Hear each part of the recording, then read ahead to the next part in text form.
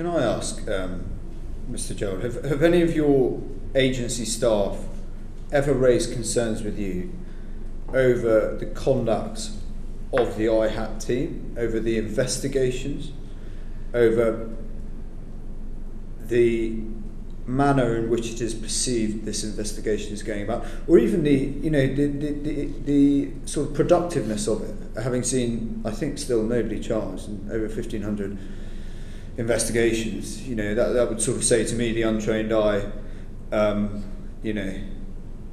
this is all a bit odd.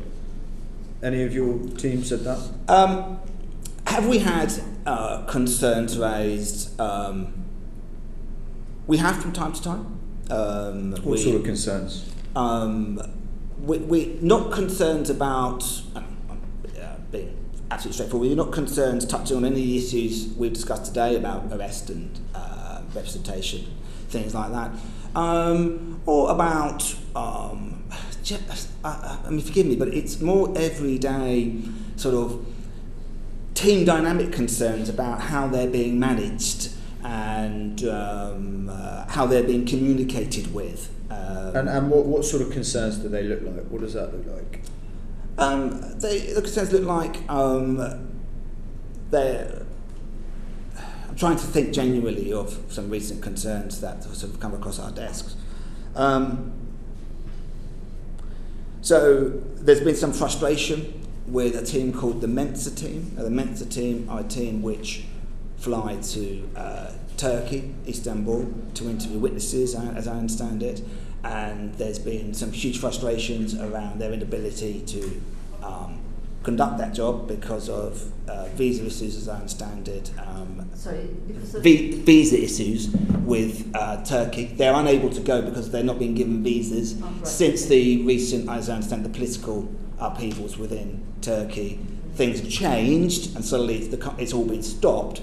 And some of this team have been redeployed into other what's called pods, investigative teams, and they're unhappy about it. And so it's that sort of HR sort of thing. So, that's going to exist wherever. Exactly, that's what I mean. It's day-to-day sort of stuff like that. But there has been no concern raised. I'm not being funny, but if I was one of these investigators and I was flown out to the Middle East to interview someone who had a case, and I was kind of doing this all the time and none of these cases were stacking up, I would probably say to my boss, something not quite right here.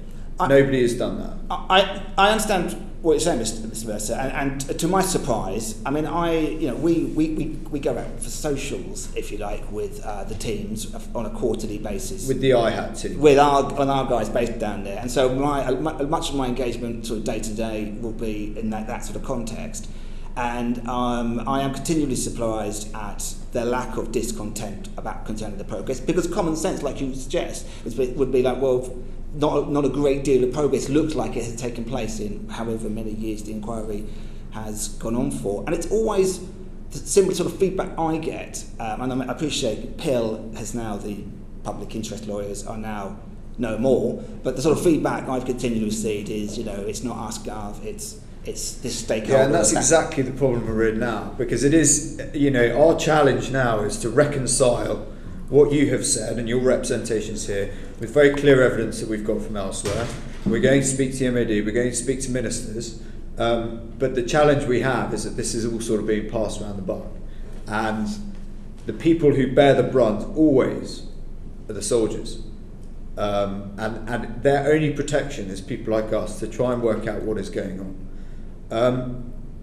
Do you acknowledge how vulnerable some of the people who are being investigated are? From a common sense stance, of course. These are, I'm a citizen of the UK, and British soldiers are there to be respected and admired, and of course, anyone who's subject to a judicial process, it's a very worrying thing to be subject to. So, of course, yeah, absolutely.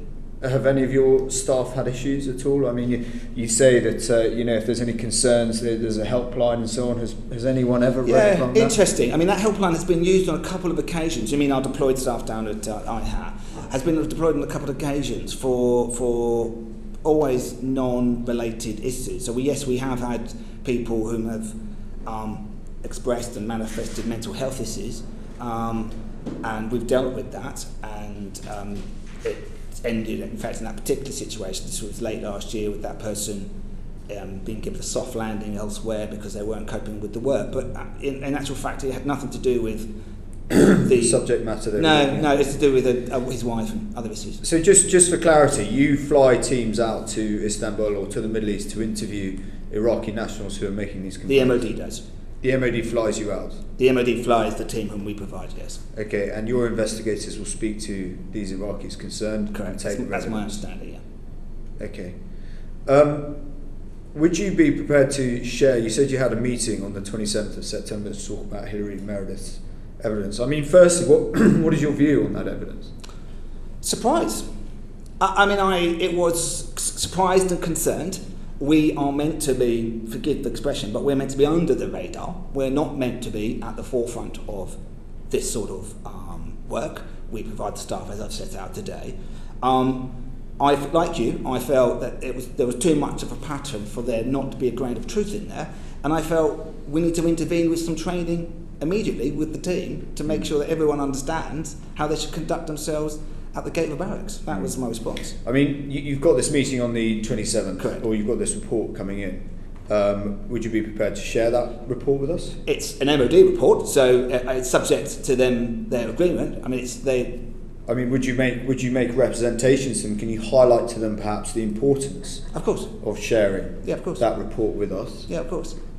I would be very anxious to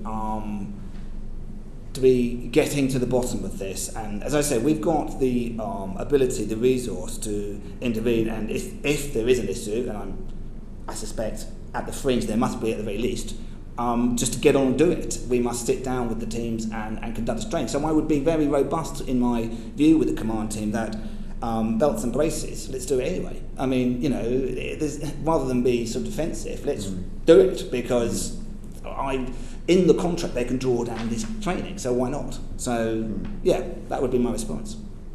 But I will ask, of course, and I'm sure that they will be watching, that they'll be looking at this transcript.